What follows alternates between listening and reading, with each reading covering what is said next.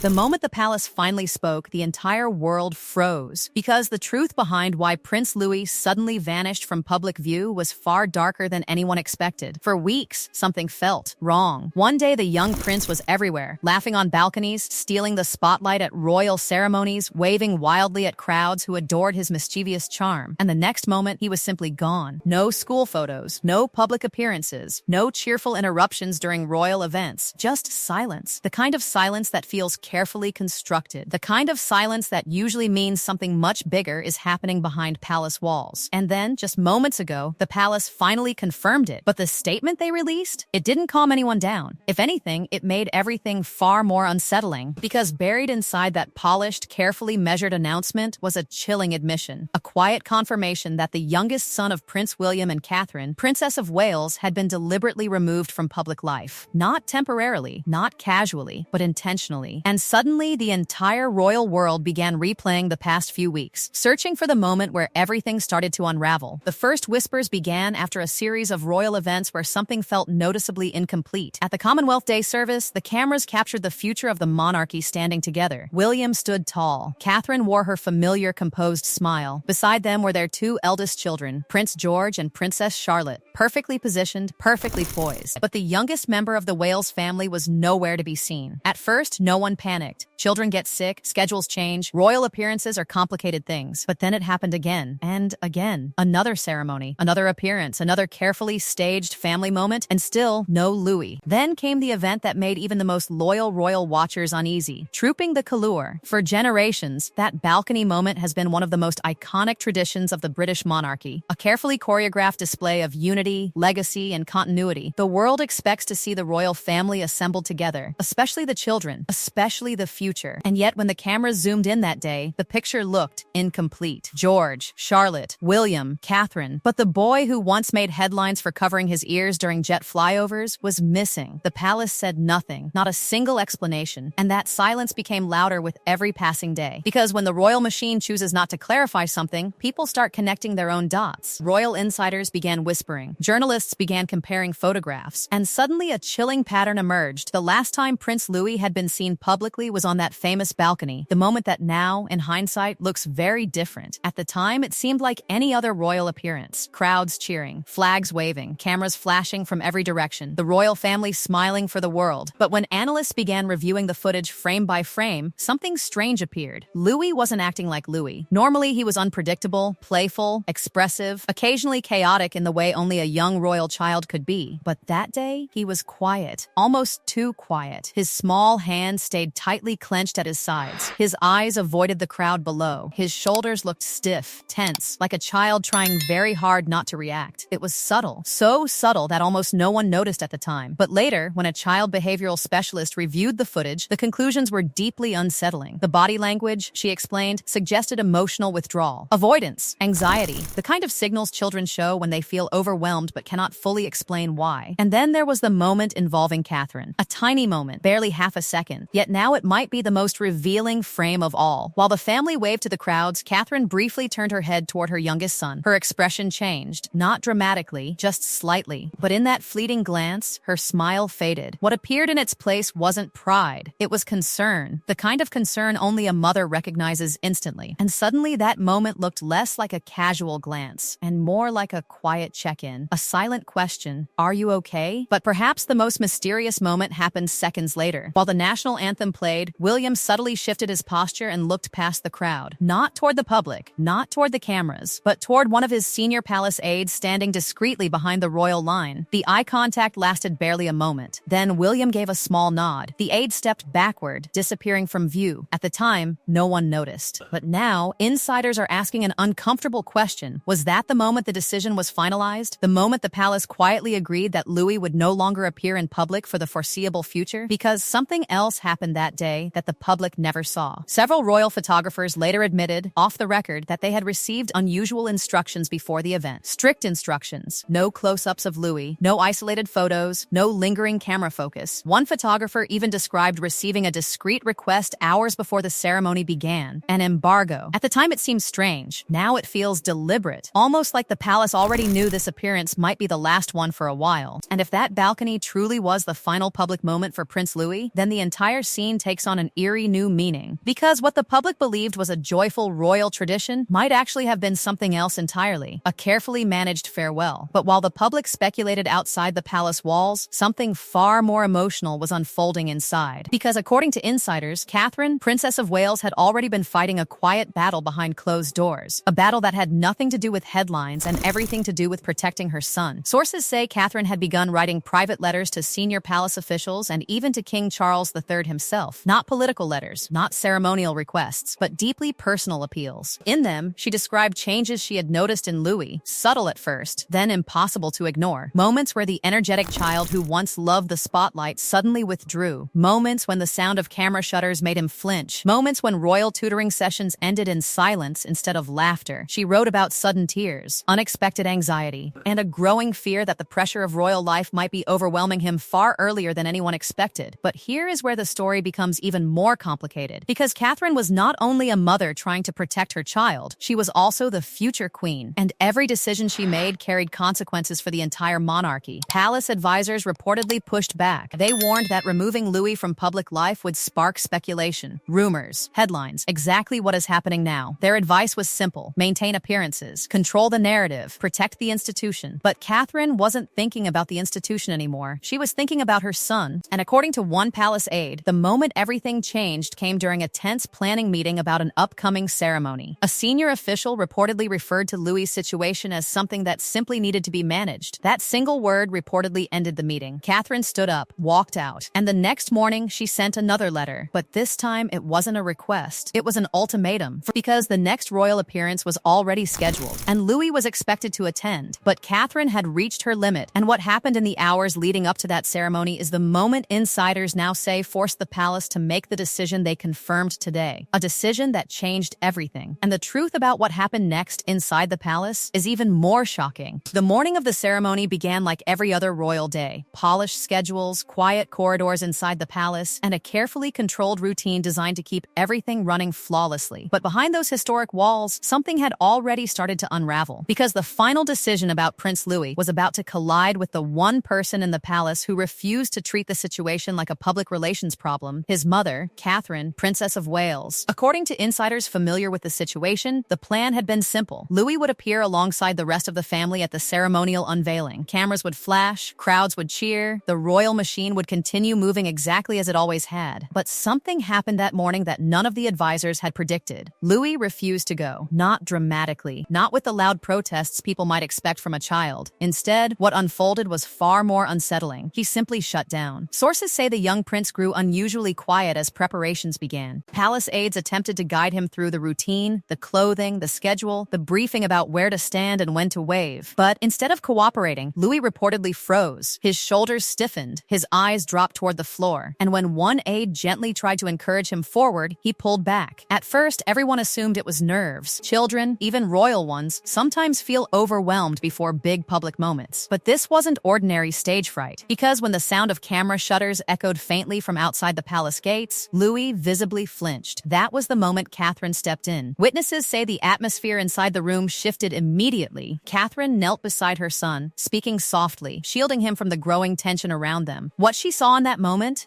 insiders claim, confirmed everything she had been trying to warn the palace about for weeks. Louis wasn't simply nervous, he was overwhelmed, and the pressure of royal expectations, the cameras, the crowds, the constant scrutiny had finally reached a breaking point. For Catherine, the decision was immediate. He wasn't going. But that simple choice created a crisis inside the palace. Because removing a royal child from a major public event at the last minute isn't just a scheduling adjustment. It disrupts the carefully choreographed image the monarchy depends on. Every appearance, every photograph, every wave from the balcony is part of a larger message about stability and continuity. And suddenly that message was at risk. Senior aides reportedly scrambled to salvage the situation. Some argued the ceremony could continue without Louis. Others warned that his absence would only fuel speculation. But Catherine had already made it clear. Her son would not be stepping in front of those cameras. Not today. Possibly not for a long time. The argument that followed inside the palace was described by one staff member as one of the most intense internal disputes in recent royal memory. On one side were advisors focused on protecting the image of the crown. On the other side stood a mother who believed her child's well-being mattered more than tradition. At the center of that conflict was Prince William. For much of the discussion, William reportedly remained quiet, listening as advisors outlined the potential fallout. Headlines, rumors, endless speculation about what might be wrong. But then, William made a decision. He sided with Catherine, and according to insiders, that single choice changed everything. Because once the future king supported the decision, the palace had no choice but to adapt. The event moved forward without Louis. Publicly, nothing was said. No explanation was offered, and that silence was deliberate. The palace believed the story would fade, that the public would simply accept the absence as a minor scheduling adjustment. But they underestimated something powerful: the public's fascination with royal patterns. People notice when something changes, and the more events passed without Louis appearing, the louder the questions became. Why wasn't he there? Why hadn't the palace addressed it? Was it illness? School? Something more serious? Inside the palace, the answer was far more complicated than anyone outside realized. Catherine had begun restructuring Louis's daily life almost immediately. Royal tutors were replaced with more flexible education plans. Public exposure was drastically reduced. Family time became the priority rather than ceremonial obligations. It was, according to one insider, the most significant shift in how a royal child had been raised in generations. Because historically, royal children were expected to adapt to the institution. Now the institution was being forced to adapt to the child. They are precise, calculated, and when they emphasize a child's well-being so strongly, it usually signals something deeper than simple scheduling changes. The truth is, the monarchy is facing a challenge it has struggled with for generations: balancing tradition with humanity. Behind the palace's carefully crafted statement lies a very human story. A family choosing protection over protocol, a mother refusing to ignore what she saw happening to her child, and a monarchy quietly adjusting to a reality it can no longer control. Because sometimes, even inside the most powerful institution in the world, the loudest decision is the one made in silence.